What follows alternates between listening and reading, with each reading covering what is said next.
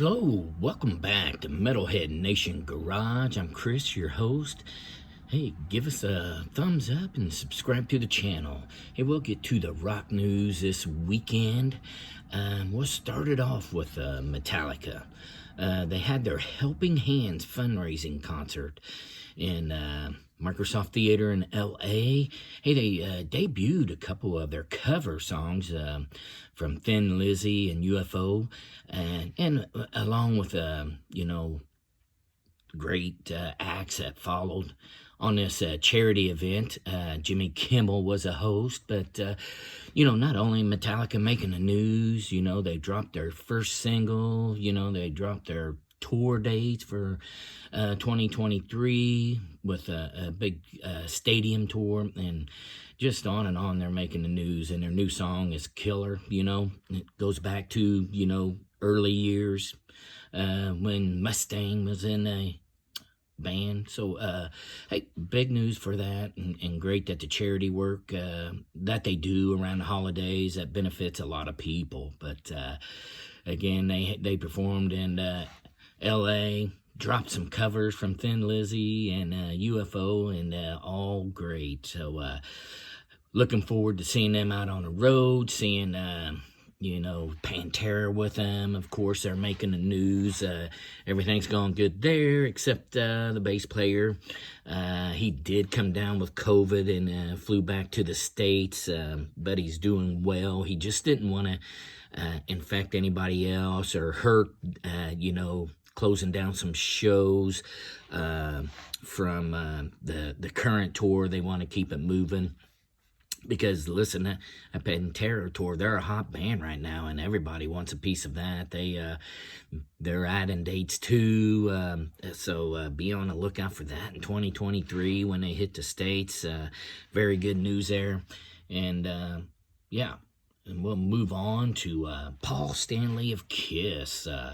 He's been making rounds. We talked to him about Kiss the last episode, and wanted to get your opinions on the original bands and things of that sort going on. He's got a art series called Black Series, and he's getting ready to debut that.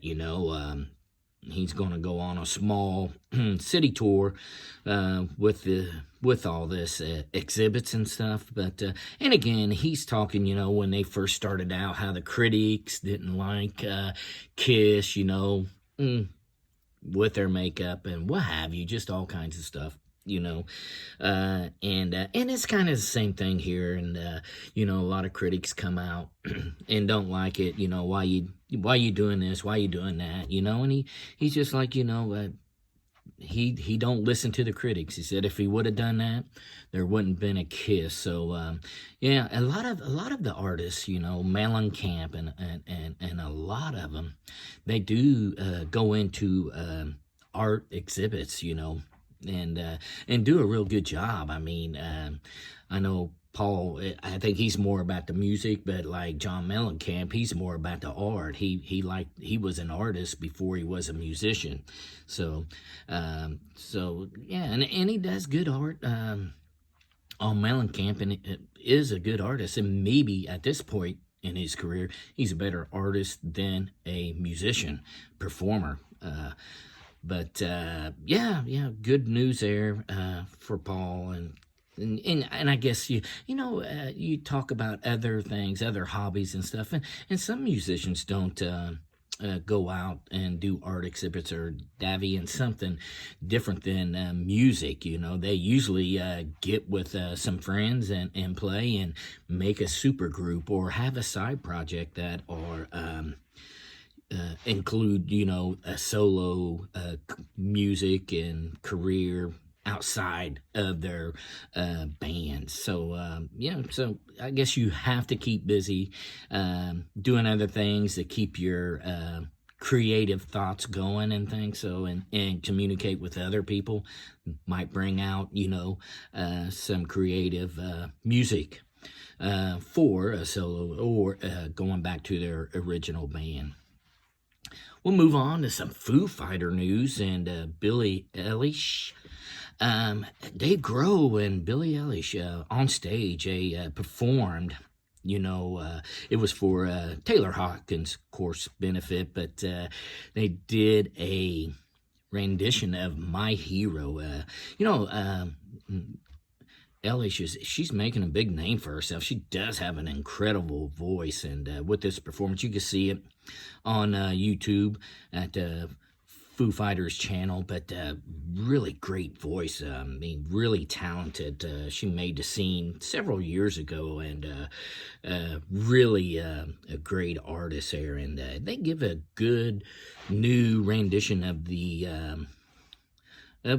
My Hero song. It's acoustic, it's very good. I like acoustic, unplugged music and benefits, and or back in the day, MTV used to do unplugged and things. So I do like that. It does show how creative they are, because it is a little harder to play an acoustic guitar than electric guitar, in my opinion.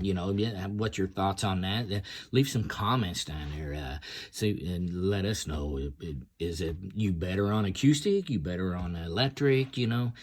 That's just my opinion. I'd like to get your opinions on that and see where we go. And other news, we head back to the 70s again. But, a lot of good music in there, and different versions, There was a little new wave in there. There's punk, a lot of punk rock. But the Bee Gees, this is their anniversary month, because they released the Saturday Night Fever soundtrack back in December 16th, 77. So this is... it went out the first few weeks. It sold 20 million copies. Incredible. But, this was all disco, the big movie there was John Travolta starring in. But, and a lot of, Bee Gees was in disco. A lot of bands, after the popularity of the Bee Gees Saturday Night soundtrack, several bands jumped on board of this disco. One in particular was Kiss. I Was Made for Loving You single was definitely disco, and that Dynasty album had a lot of a couple more songs that was disco on it, but then it was back and forth. But and that was a big hit for Kiss on that. So, and they took some heat for going to disco instead of staying truly in the rock genre. But as you see, and it's happened in the years ahead of that, where some people switched over to country when it became popular, and or kind of went over and did songs. Aerosmith is one. They went over and did a country song. Steven Tyler, he did a country album. So it really never went far, but the ideal of it is it's popular. They want, they want to be, and it's all about money. Absolutely. It's all about popularity. But so sometimes it worked, sometimes it didn't. It really worked out for the Bee Gees on this one. And let us know. I know there's some older folk on here like me. Did you like that disco? I remember there was a lot of things. I remember when they, in Chicago, they tried to, that it was the end of disco. They had all fans come in with their disco vinyl albums, and we're going to get rid of disco. They end up putting in out there in center field a big pile of it and blew it up. It was pretty incredible. Check out the old YouTube channels to find the day disco ended in Chicago. It's on there. It's pretty neat. But yep, just some old memories there, going back in time again. Just incredible stuff that happened. Now, moving on to the Eagles, they have finally released their first YouTube remasters of videos back in the day, back in the 70s, that included Hotel California, and hole in the world, in the city. I can't tell you why. Couple more of them. Eagles was big back in the day, and they made the rounds. I mean, one of the biggest bands. They made the rounds on their music, on their fights, and things. So and as I always talked about on here, that's what makes bands, the creative difference, the friction in the band. And I can tell you, the Eagles really had it back in the day.